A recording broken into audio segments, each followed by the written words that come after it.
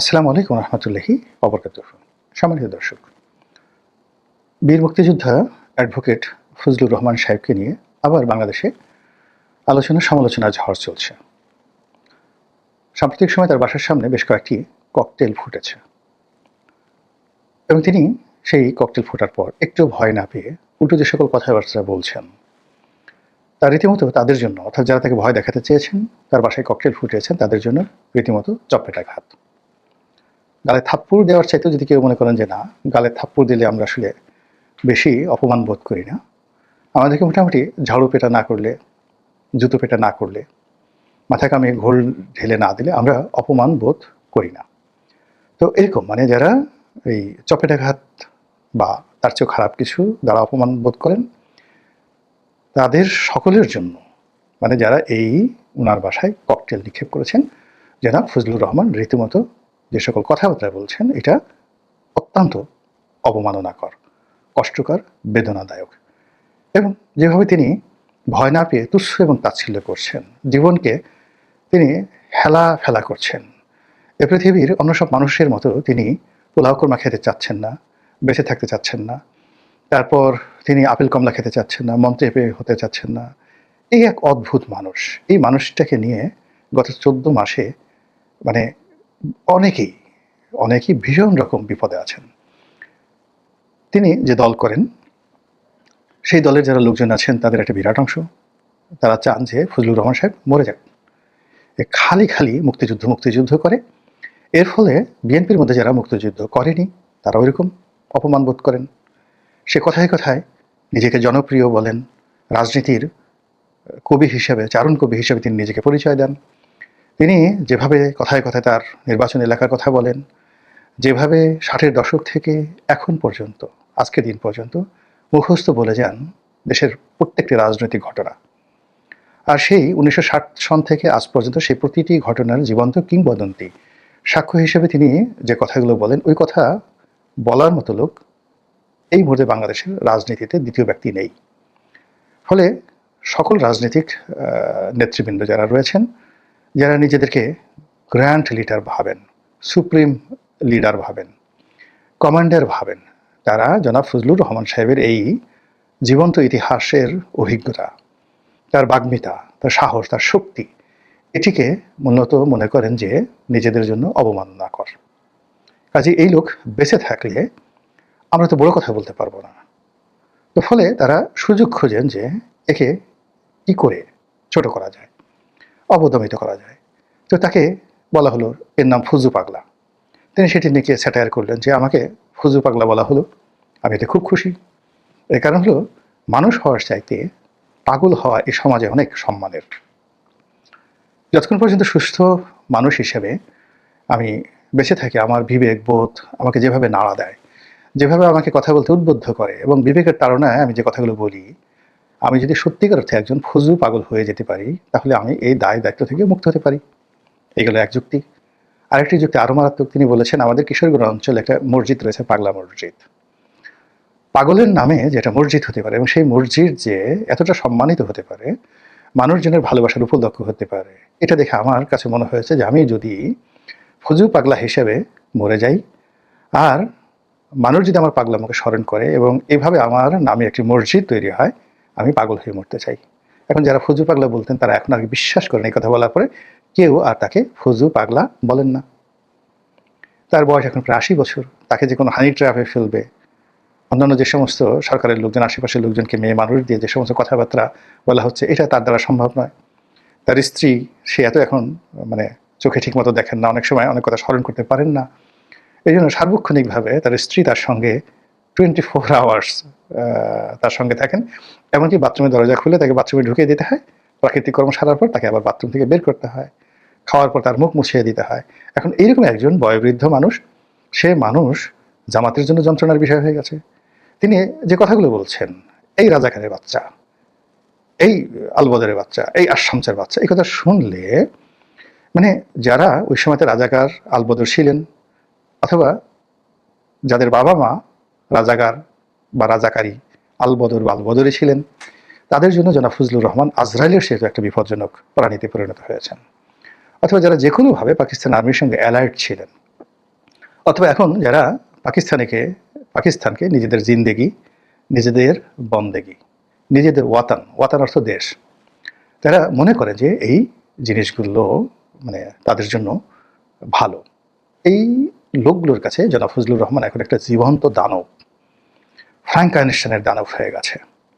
ফলে কি হলো, কিছুদিন আগে যখন তার বাসায় কিছু যুবক যুবতী তার বাসার সামনে প্রতিবাদ করলো, টিনের চালের কাউয়া ফজলুর রহমান ড্যাশ, এই জিনিসটিকে বিএনপির যারা লোকজন আছে তারা এটাকে ম্যাটেরিয়ালাইজ করলো, তাকে দল থেকে বহিষ্কার না করে সাময়িকভাবে তার সকল পদ পদবি স্থগিত করলো।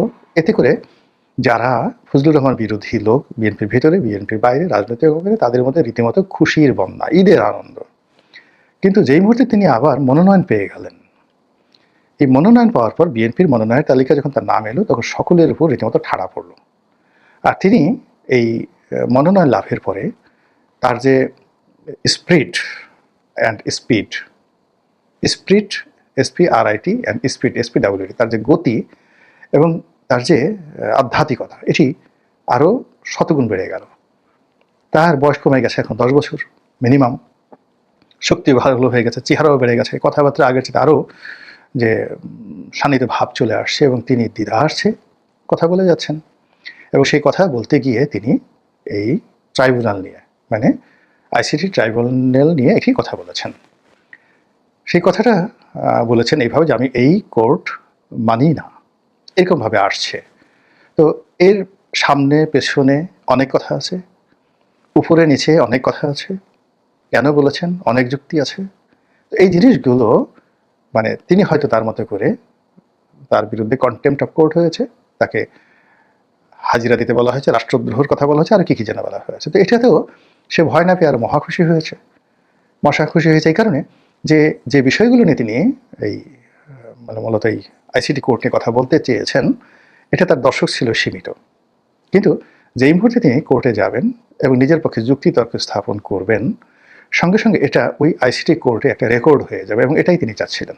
বোঝার চেষ্টা করেন, মানুষ যত বুড়া হয় তত তার বুদ্ধি বাড়ে, সাথে সাথে শয়তানি বাড়ে। এখানে ফজলুর রহমান সাহেবের শয়তানি বেড়েছে না বুদ্ধি বেড়েছে, এটা আমি বলতে পারবো না, আপনার করে নেন। এটাকে তিনি রেকর্ড করতে চাচ্ছেন। 2 নম্বর হলো এই যে আমাদের যে সামাজিক মাধ্যমে যারা এরকম ফজলুর রহমান সাহেবকে নিয়ে সামনে এগোতে চান অথবা তার বিরুদ্ধে করতে চান, তারা একটা মৌকা পেয়ে গেছেন। পক্ষে বিপক্ষে এটা নিয়ে যত কথায় বার্তাই হচ্ছে, আলটিমেটলি এটা পুরো যে বিচার ব্যবস্থা, সেই বিচার ব্যবস্থাকে প্রশ্নবিদ্ধ করছে, এবং এতে ফজলুর রহমানের যে আগের যে ইমেজ, তার সাথে আরও বেড়ে গেছে। এবং এই যে তার বিরুদ্ধে যে আদালত অবমাননা, আমি দেখলাম যে কি একটা সেই ইউটিউব চ্যানেলে তিনি বলেছেন যে যারা তার বিরুদ্ধে অভিযোগ এনেছেন তিনি তাদেরকে ধন্যবাদ জানাতে চান, এবং চিফ প্রসিকিউটর জনাব তাজুল সাহেবকে তিনি মিষ্টি পাঠাতে চান। এই ঐতিহাসিক সুযোগ তাকে করে দেওয়ার জন্য তিনি এখন এই কোর্টে হাজির হতে পারবেন, আত্মপক্ষ সমর্থন করতে পারবেন, আর তার না বলা কথাগুলো যেটা বিবেকের তাড়নায় তার মনের মধ্যে ঘুরপাক খাচ্ছিল, তিনি বলতে চান সেই কথাগুলো ওই কোর্টে দাঁড়িয়ে তিনি বলতে পারবেন, যেটা ওই কোর্টে অন রেকর্ড থাকবে।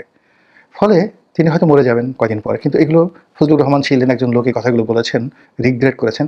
এটা অনেকটা সেই সক্রেটিসের মতো, যে সারা দুনিয়ার কত বছর আগে সেই সক্রেটিস মারা গেছেন হেমলক পানে। তো যে বিচারক করেছেন আমরা কেউ তার নাম জানি না।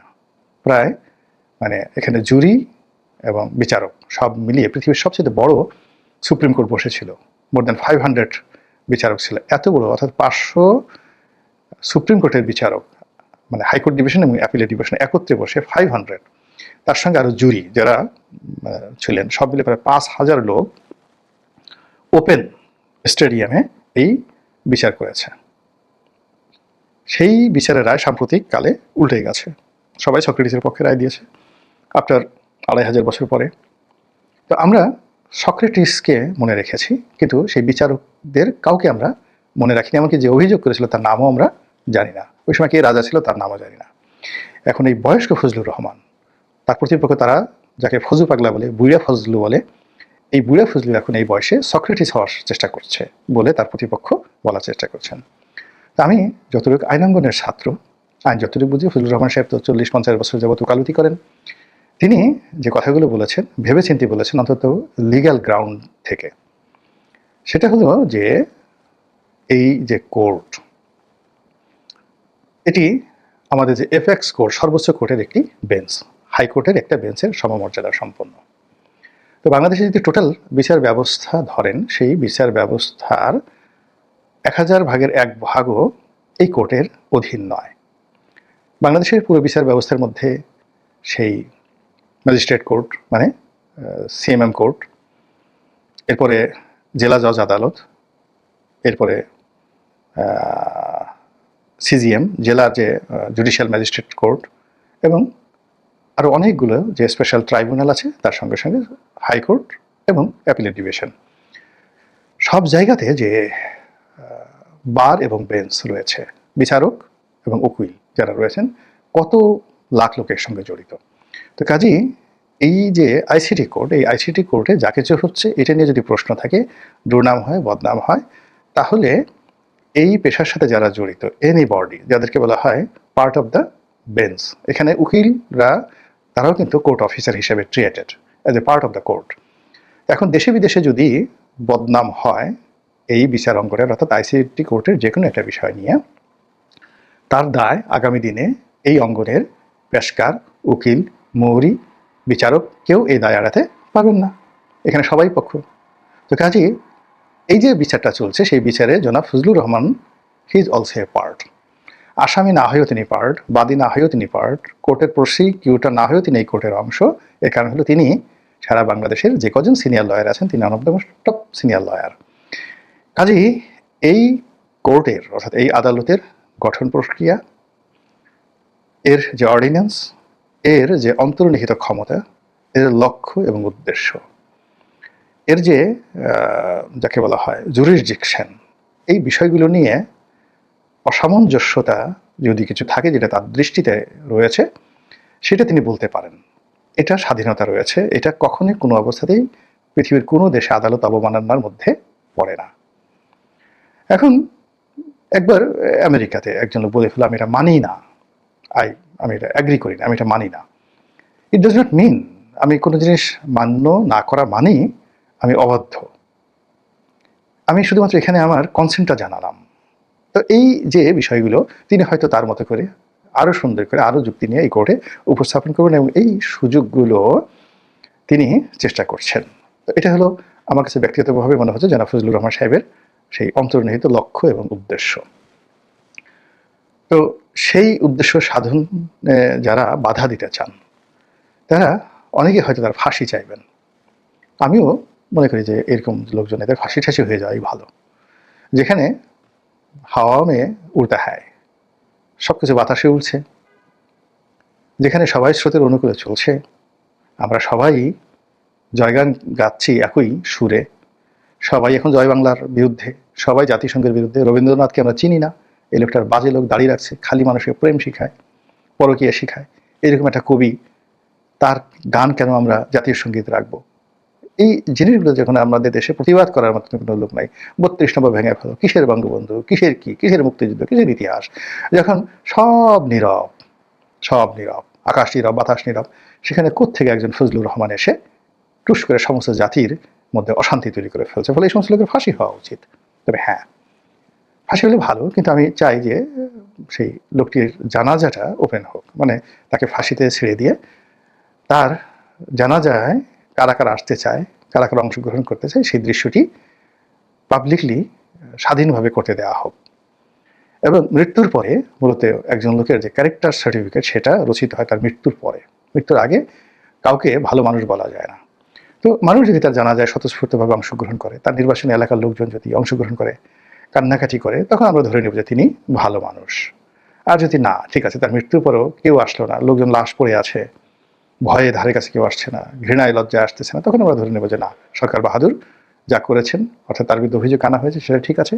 আর আমাদের মাননীয় আদালত যদি তাকে ফাঁসির রায় দিয়ে থাকেন, অতি উত্তম। মহান আল্লাহ আমাদের সবাইকে হেদায়েত দান করুন এবং হেফাজত করুন। আসসালামু আলাইকুম ওয়া রাহমাতুল্লাহি ওয়া বারাকাতুহু।